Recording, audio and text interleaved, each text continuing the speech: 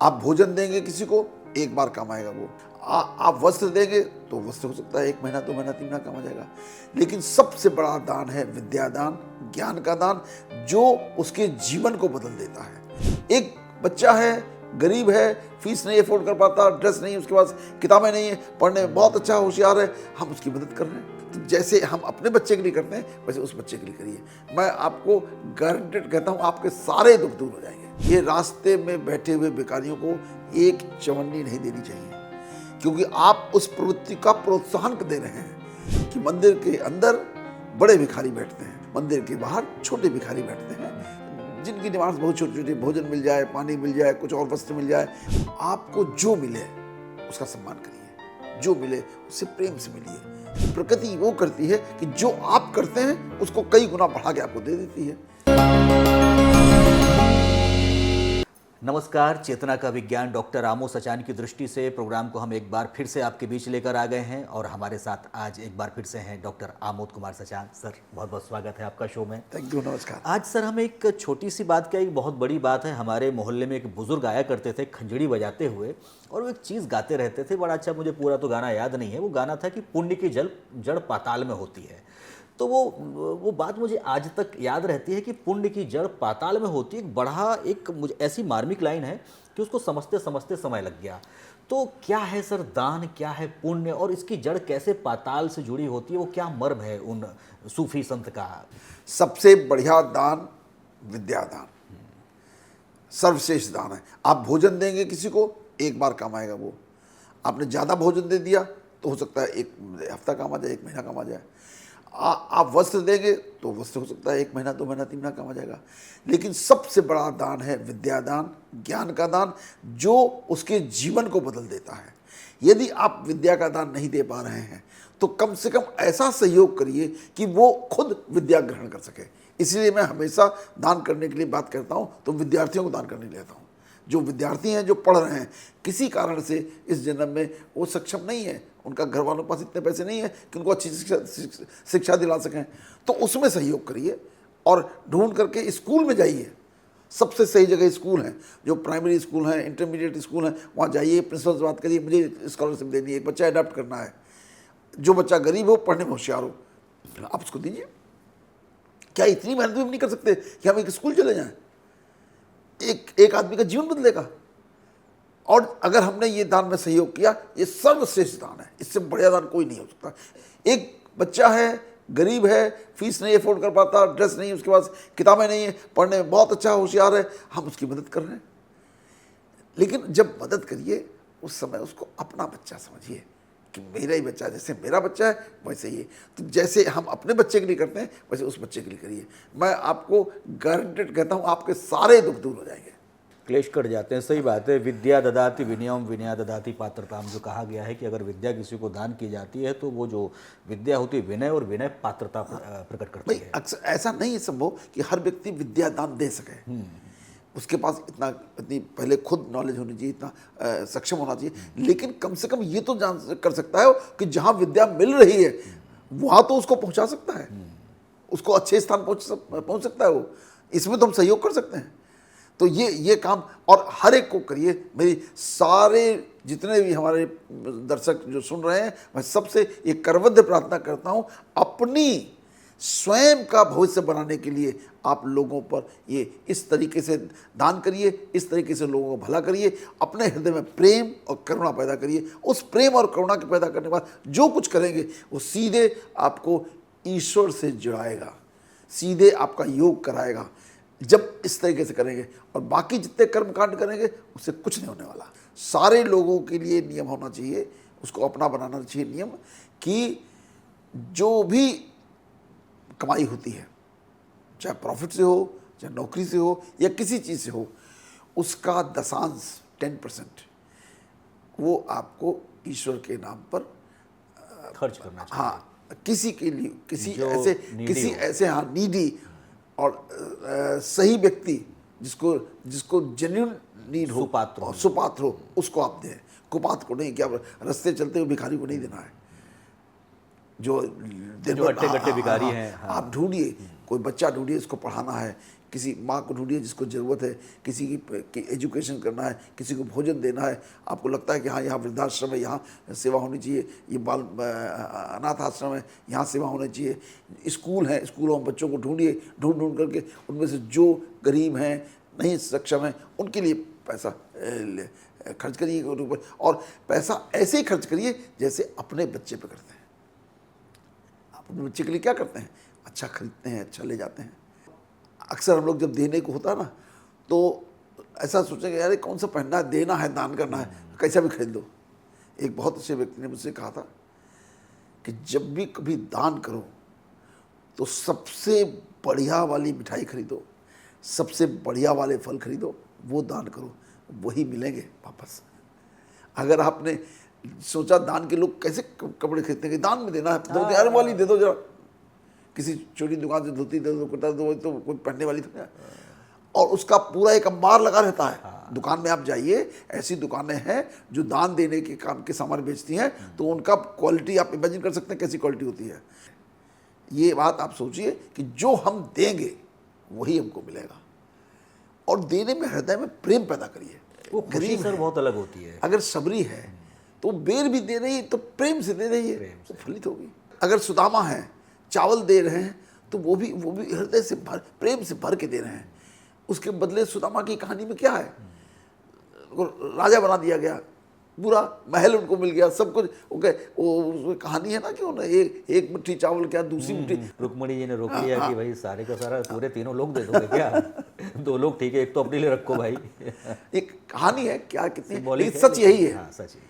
सच यही है, हम पैदा करते हैं। मुस्लिम्स में जकात का प्रावधान है, वो भी सब भूल गए हैं। बहुत थोड़े लोग हैं जो जकात करते हैं। उनके यहाँ पर जकात डिस्क्राइब्ड है 2.5%। तो मैंने आज एक ऐसे मुझे मिले, मैंने कहा ये इसको जकात का परसेंटेज बढ़ा दीजिए, डिस्क्राइब्ड है 10%, आप इसको 10% कर दीजिए। ज़्यादा भला होगा, क्योंकि और कोई ऑप्शन नहीं है।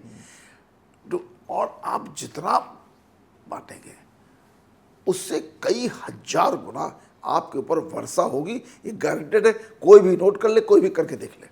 इसका सर मुझे सबसे बड़ा वो लगता है कि जिसको दान देना चाहिए, जैसे कई बार हम निकलते हैं तो टूट पड़ते हैं लोग, तो मुझे लगता है जो व्यक्ति मांग रहा है, जबरन मांग रहा है, वो तो पात्र नहीं हो सकता। अब ये मैं तो बिल्कुल ओपनली, बिल्कुल पब्लिकली कहता हूँ, ये रास्ते में बैठे हुए भिखारियों को एक चवन्नी नहीं देनी चाहिए, क्योंकि आप उस प्रवृत्ति का प्रोत्साहन दे रहे हैं। आप रास्ते में खड़े हैं ढेरों, और आप उसको जब पैसा मिल रहा है तो इसलिए प्रोफेशन बना लिया उसने। और भिक्षा मांगना प्रोफेशन नहीं हो सकता है। वो तो श्रद्धा की बात है। समाज का ये काम ही नहीं है कि ये भिखारियों को पैदा करे। भिखारी तो इनको तो बाकायदे ऐसे सेंटर्स में भर्ती करना चाहिए, और उनको कला सिखाई जानी चाहिए कि वो अपने आप को सही समाज की मुख्य मेन धारा में आकर के कला, कोई भी कला सीख करके अपने आप को स्थापित कर सकें।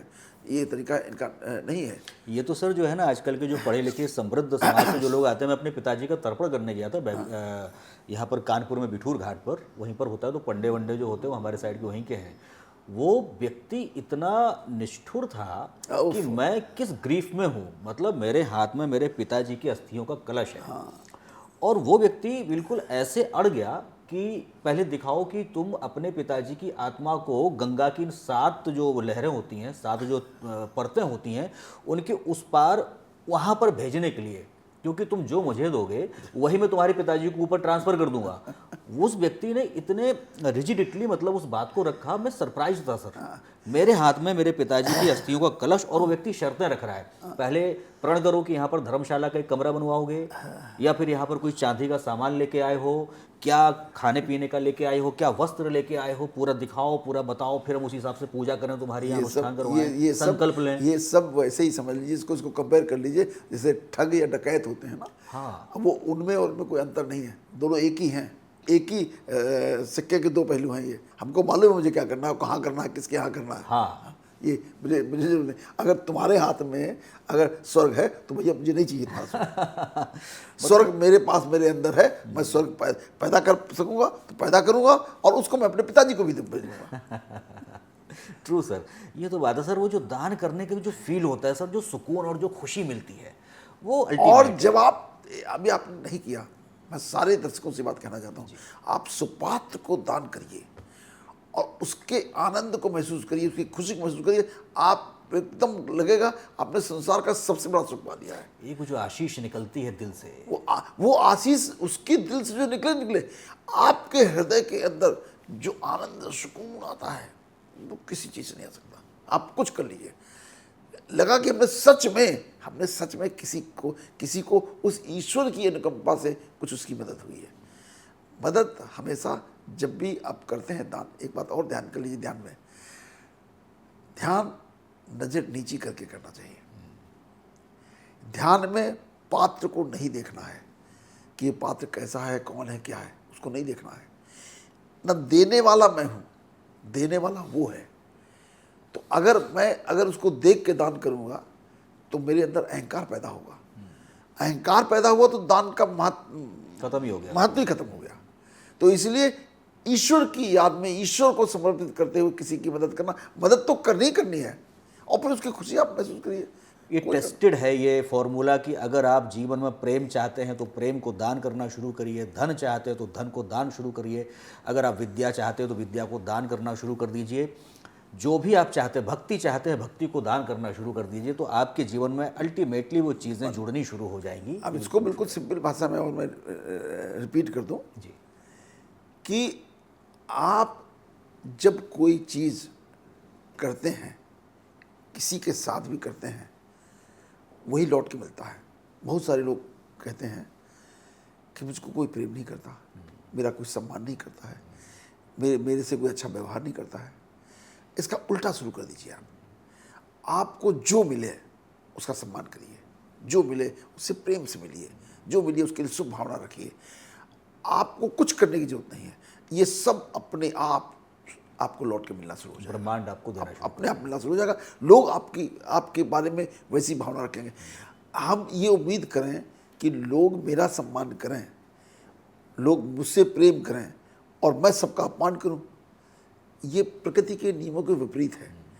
क्योंकि प्रकृति ये ऐसा रिटर्न करती नहीं। प्रकृति वो करती है कि जो आप करते हैं उसको कई गुना बढ़ा के आपको दे देती है। तो इसलिए जब आप लोगों का अपमान करते हैं तो आपका बहुत ज़्यादा अपमान कहीं इकट्ठा हो रहा होता है और वो आपको एकदम बढ़ा के दे जाता है। जब मिलता है तो बड़ा कष्ट होता है, अरे ये मैंने तो किया नहीं, अचानक ऐसा क्या हो गया।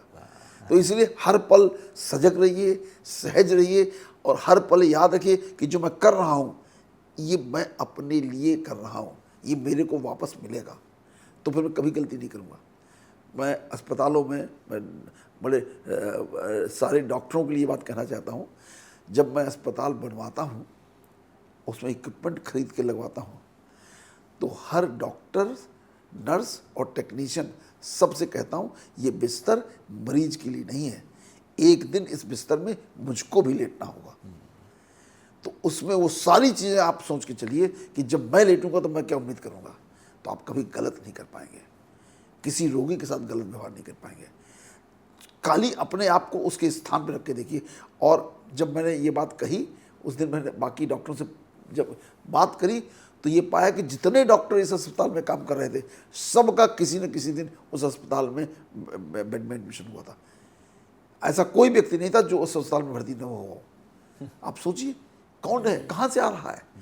अगर आपने जिस समय सोचा कि हम मरीज के लिए कर रहे हैं, कोई कंप्रोमाइज़ कर लें, हम ये इक्विपमेंट नहीं लगाएंगे काम चल जाएगा, ये इक्विपमेंट कम कर लेंगे, इसको शॉर्टकट कर लेंगे, ऐसे भी काम चल जाता है। बहुत सारी चीज़ें हैं जो कि चलता हुआ हो सकती हैं, लेकिन जब आप अपने लिए करेंगे तो नहीं कोई चलता हुआ करेंगे। तो आप कहेंगे नहीं ये सब बढ़िया परफेक्ट होना चाहिए। तो जो आ रहा है वो भी तो परफेक्ट होना चाहिए जिसकी सेवा के लिए बन रहे हैं। इसलिए हर आदमी को हर पल ये सोचना चाहिए। एक बॉटम लाइन सेंटेंस में आपको बोलना चाहता हूँ, जब भी आपके मन में कोई विचार पैदा हो उसको तौलिए, वे करिए, समझिए कि मैं क्या बोल रहा हूँ, क्योंकि वही विचार आपको दोबारा कर्म के रूप में मिलने वाला है। ये विचार ही आपको दूसरे लोगों से आपसे वापस मिलेगा। जो विचार आपने किया, आपने प्रेम का विचार किया आपको प्रेम मिलेगा, आपने सम्मान का विचार किया तो आपको सम्मान मिलेगा, आपने अपमान का विचार किया अपमान मिलेगा। उसका हुआ कि नहीं हो, कोई आदमी किसी मैंने आपको बहुत अपमान करने की कोशिश करी, आपने मुस्कुराया, आप चल दिए, तो कहाँ आपका अपमान हुआ। लेकिन वो अपमान मैंने अपने अंदर भर लिया और मेरा तय हो गया, मेरा अपमान होना तय हो गया, मेरा नुकसान होना तय हो गया, उसको कोई नहीं रोक सकता है। तो इसलिए बहुत ज़्यादा सजग रहिए, बहुत ज़्यादा सजग रहिए। और शब्दों के बारे में ये भी है कि ये शब्द पहले मन में पैदा होते हैं, फिर वचन में आते हैं, वाणी में आते हैं, और फिर कर्म में फलीभूत होते हैं, फिर कर्मफल बनता है। तो मन में ही पकड़ लीजिए, मन के अंदर विचार पैदा हो, अगर वो विचार जरा सा भी निगेटिव है, तुरंत उसको झटक कर लीजिए, ऐसा कैसे आ गया, मैं तुमको नहीं स्वीकार करता, किसी के प्रति कोई गलत विचार मैं नहीं रख सकता। जब आप सजग होंगे, विजिलेंट होंगे, तो आप नहीं होने देंगे उसको, तुरंत रोक लेंगे, नहीं नहीं घबराए। तो धीरे धीरे प्रैक्टिस करते करते करते करते यही साधना है, यही ध्यान है, यही ईश्वर है, और कुछ नहीं है। लोग हम बहुत सारे आडंबर करते हैं कि हम ऐसा कर लेंगे, वैसा कर लेंगे, और ये कर्मकांड कर लेंगे और हम सब सुधर जाएगा, ऐसा कुछ है नहीं, ये सब भ्रम है। इसलिए अपने आप को रोज सजग रखिए, हर पल, हर कदम, हर विचार सजगता से रखिए। और जब आप सजग रहना शुरू कर देंगे तो फिर गलती खत्म हो जाएगी, और सजगता ही ध्यान है।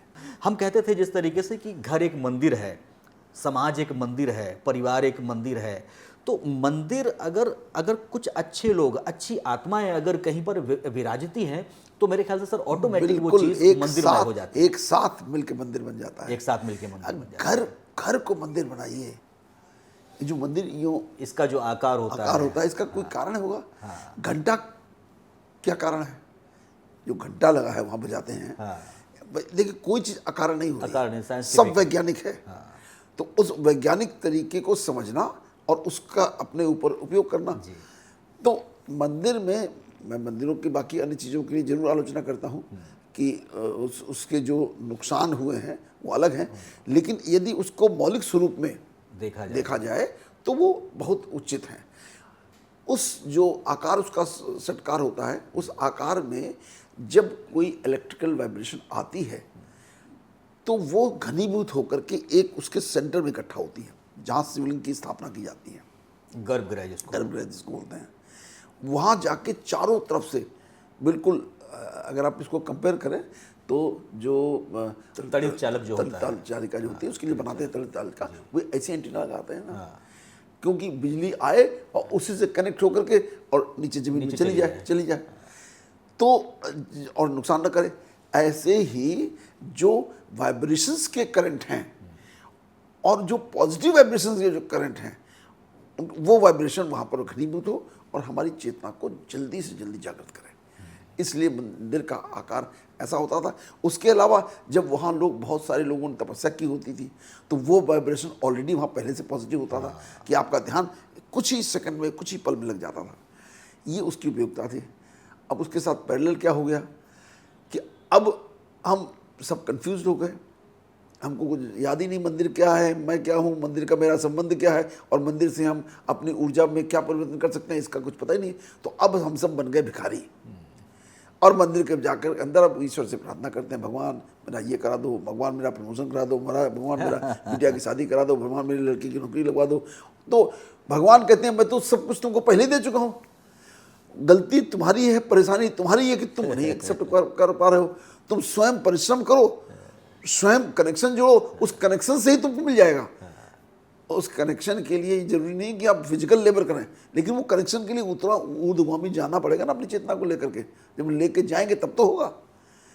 वो मतलब नहीं, उसे कोई जानकारी नहीं, न पता है, न करने वाला, तो फिर हम यहाँ कैसे कुछ कर देंगे। तो इसलिए मैं ये बात बिल्कुल फ्रिक्वेंटली कहता हूँ कि मंदिर के अंदर बड़े भिखारी बैठते हैं, उनकी समस्याएं बड़ी हैं, उनकी डिमांड्स बड़ी हैं। मंदिर के बाहर छोटे भिखारी बैठते हैं जिनकी डिमांड्स बहुत छोटी छोटी, भोजन मिल जाए, पानी मिल जाए, कुछ और वस्त्र मिल जाए, बस इतने से थोड़े पैसे मिल जाए, इतने से वो उनकी प्रसन्नता हो जाती है, लेकिन अंदर वालों की प्रसन्नता नहीं होती है। तो ये इस भ्रम के कारण मंदिर से फ़ायदा ना होकर के उनके मन में एक और भावना पैदा होती है सबके अंदर कि मैं वहाँ जा कर के मैंने इतने रुपए का दान कर दिया, इतने रुपए चढ़ा दिए, इतना ये सोना चांदी चढ़ा दिया, तो हमारे पाप कट गए। जो ये पाप कटने की जो प्रवृत्ति है कि हमारे पाप कट गए, हमने ये कर दिया, जिससे पाप कटते नहीं हैं। पाप तो स्वयं हमने बनाए, पैदा किए हैं और हम ही को काटने हैं। इस भ्रम के कारण मंदिर, मस्जिद, गिरजाघरों से बहुत नुकसान होता है। बहुत नुकसान हो गया। ये नुकसान लगातार होता चला आ रहा है। अब लोग चूंकि भ्रमित हैं तो ये इसको भी व्यवसाय बना दिया गया है, तो उसको भी लोग व्यवसाय की तरह यूज़ करते हैं, तो और ज़्यादा भ्रमित कर रहे हैं और हम भ्रमित होते चले जा रहे हैं। ईश्वर को अगर पाना है, अगर ईश्वर को चाहना है, अगर ईश्वर की चाहना है और जीवन में खुशहाल बनना है, तो हमें ईश्वर के गुणों को धारण करना पड़ेगा। अगर हम ईश्वर के गुणों को धारण करेंगे तो ही हमको कुछ मिल सकता है। वही सर मैं बोलना चाहता था आपसे कि कहीं मैंने इधर किसी उसमें पढ़ा था, शायद किसी ग्रंथ में, पता नहीं किसमें, कि अगर जो हमारा शरीर है उस मंदिर को अगर हम, शरीर रूपी मंदिर को अगर हम नहीं समझ पाते तो बाहरी मंदिर का हमें ज्ञान बिल्कुल नहीं। बिल्कुल सही है, क्योंकि सब कुछ इसी के अंदर है। सब कुछ, सारी मैकेनिज्म, पूरा ब्रह्मांड, इसको एक बार ये भी कहा जाता है कि ये छोटा ब्रह्मांड है ये शरीर। जो कुछ बाहर के ब्रह्मांड में हो रहा है वो सब इसके अंदर भी हो रहा है। चूंकि हम न उसको समझ रहे हैं ना अपने आप को समझ रहे हैं, इसलिए हम गलत दिशा में जा रहे हैं, लगातार गलत दिशा में जा रहे हैं और पूरा समाज जा रहा है। बड़ा भ्रम की स्थिति, बड़ी भ्रम की स्थिति है। बड़ा दुख होता है देख करके कि लोग अपने आप को समझने का प्रयास नहीं कर रहे हैं। अगर अपने आप को समझ जाएं, मैं समझता हूँ इस संसार का दुख खत्म हो जाएगा। सही बात है। अगर एक बार कोई समझ ले, 1 मिनट के लिए समझ ले कि हम कर क्या रहे हैं, किधर जा रहे हैं, किधर जा रहे हैं, तो अपना भी दुख खत्म कर देगा, अपने अगल बगल का, अपने शहर का, अपने प्रदेश का, अपने देश का, सबका दुख दूर हो जाए। अगर वो खाली समझ ले कि सच क्या है और झूठ क्या है। तो बजाय मंदिर में जाने के हम अपने अंदर के मंदिर में जाएं, मन के अंदर जाएं। मंदिर का जब संधि विच्छेद करते हैं तो मन के अंदर ही बनता है मंदिर। तो अपने मन के अंदर जाएं और उसकी सफाई करें। उसमें जो हमने विकार भर रखे हैं ढेर सारे, बिल्कुल कूड़ा कचरा के लिए भरे हुए हैं, ईर्ष्या, द्वेष, क्रोध, मोह, अहंकार, काम, वासना, इतना भरा हुआ है कि उसके ऊपर अगर पानी डालो तो पानी भी उसमें निकल के चला जाता है, वो हमारे मैल नहीं धुलते हैं। ये स्थिति हमारी है। तो हमको उनसे मुक्त होना है।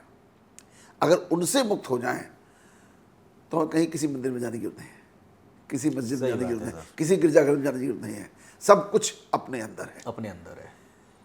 अब ये बात इतनी सिंपल सी है, बदलने का तरीका हम लोग लगातार अपने पॉडकास्ट में बता रहे हैं कि कैसे बदलो, कैसे करो, अपने जीवन में खुशियाँ कैसे भरो। इतना ओपन सीक्रेट है ये कि खुशियाँ कैसे भरी जाएं, और इस ओपन सीक्रेट को कोई समझने को तैयार नहीं है और अपने को दुखी करने हुए और उस दुख में बहुत संतुष्ट है। मतलब कभी कभी तो लोगों की बातें जब मैं सुनता हूँ तो मुझे अजीब लगता है कि बताइए मैं अपने बेटे को प्रेम न करूँ। मैंने कहा किसने मना किया अपने बेटे को प्रेम न करें? अपने बेटे को पूर्ण प्रेम करो, ये तुम्हारा कर्तव्य है, लेकिन दूसरे के बेटे को भी प्रेम करो। अपने बेटे को जो प्रेम करते हो वो अकेले प्रेम नहीं है, वो उसमें मोह भी शामिल है। जब दूसरे के बेटे को प्रेम करोगे तो वो प्रेम होगा, सत्य प्रेम, निस्वार्थ प्रेम होगा। वही ईश्वर का प्रेम है। इतनी छोटी सी बात किसी को नहीं समझ आती।